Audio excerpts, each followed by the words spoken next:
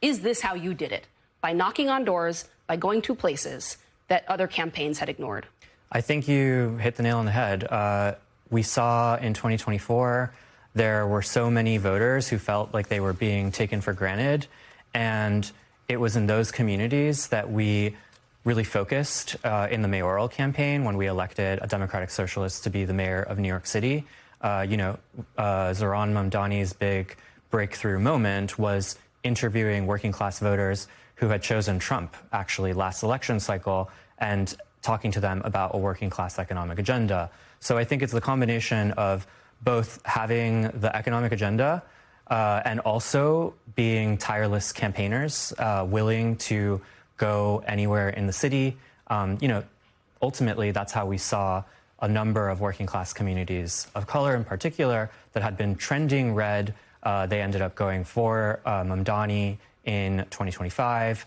And I think that we've continued that energy. We've welcomed new people into the Democratic Socialists of America, almost tripled in size in New York City. And it's that spirit of tireless campaigning that's bringing us our wins.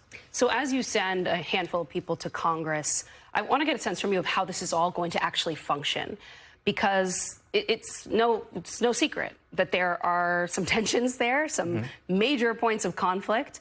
And DSA folks, they're going to be a very tiny minority in a caucus that they have to operate with. Do you expect them, folks like Chevalier, for example, to take a Mamdani-style approach, who he has found common ground, he has collaborated with and compromised with other sort of establishment figures? Or do you think they're going to hold the line on some of these campaign promises and kind of have to set up an almost purity test type approach?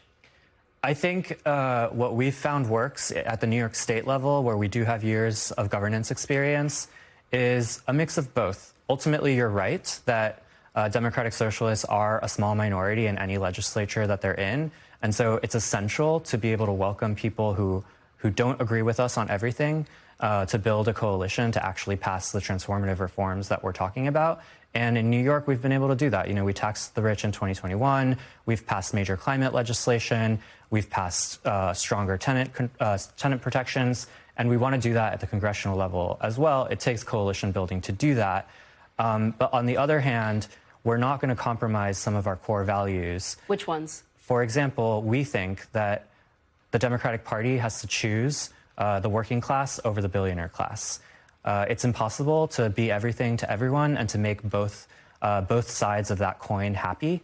If you want to build affordable housing for all, you have to take on the real estate industry. If you want to pass Medicare for all, you're going to have to challenge the insurance companies. I think that the Democratic Party establishment hasn't been wanting to make those difficult choices, and that's what's led them to so many historic defeats in the last 10 years. I want to ask you about some of the comments that we've heard from Democrats who, your team will have to collaborate with. The former DNC chair saying the other day on Twitter, if you hate the party, don't run for our nomination. And then very recently, the Manhattan Democratic Party vice chair, in a very lengthy post, I'm just going to read part of it, said of the DSA, the organization itself, based on its own data, is over 85% white, mostly male, and mostly wealthy. She said they are racist, anti-black, anti-Semitic, anti-East Asian, non-Democrats who follow the teachings of a registered independent who's never passed any legislation. She's talking about Senator Sanders there. What's your response to her? Well, I would say that this particular individual just lost an election to one of our candidates for state assembly. Our candidate is an indigenous Latino socialist who fought shoulder to shoulder with me to pass transformative climate legislation in New York State. He's a housing organizer. These are the people that we're elevating to office. And we're transforming our organization while doing so. What we've seen after every major victory we've had is it's a moment of political awakening for people who weren't part of the political system. One thing about our campaigns, they're very good at bringing in new voters. In New York 13, in Uptown Manhattan, where we elected Daria Lisa, we saw 1 in 6 voters in that election had not voted in a primary in at least 10 years. So these are people who weren't part of the political system, largely people of color, who are coming out to the ballot box because a Democratic Socialist is presenting a vision that they're excited about. And we also see that in our organization. The area of the city where we're growing the fastest is actually the Bronx and Upper Manhattan. It was one of the reasons why we took on so many races there, and where we've elected a socialist Congress member now. We see that 25% of our members who are coming in after these races in those areas are Latino. So, you know, these are challenges that every political organization faces in the country, I think, right now. How can you truly represent the multiracial working class? But I think we do have some of the answers there. You mentioned Daria Lisa and the district that she is going to be representing. And I want to play for you some sound from Jon Favreau. You may have already seen this. It has gone around and been debated by Democrats all over the place. But take a listen to this.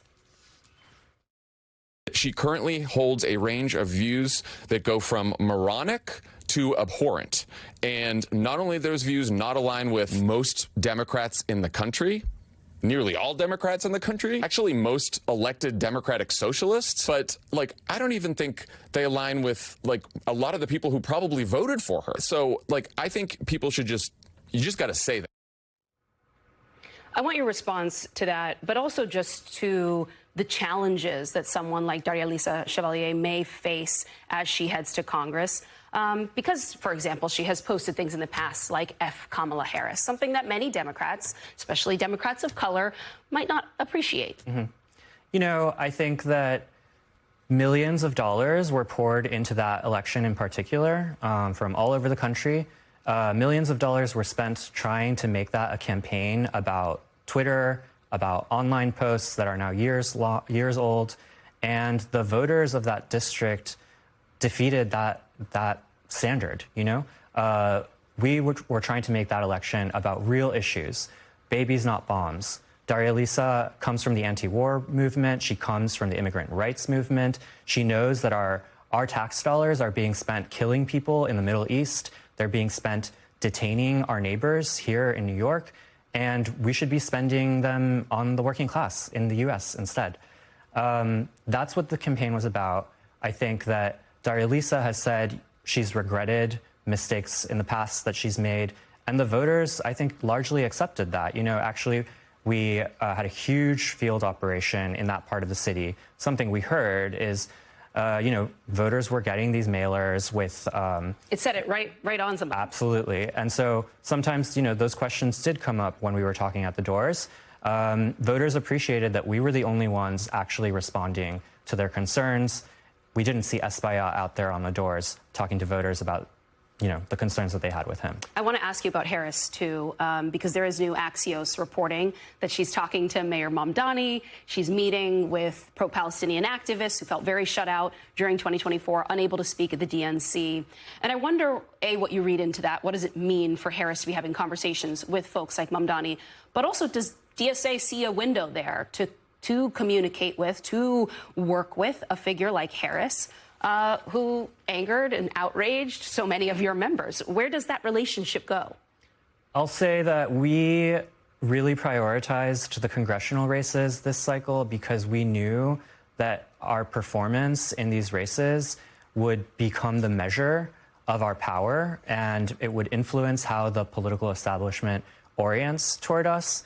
After we won the mayoral race, we saw in New York State figures like Kathy Hochul, who were really, you know, had been aligned with the establishment.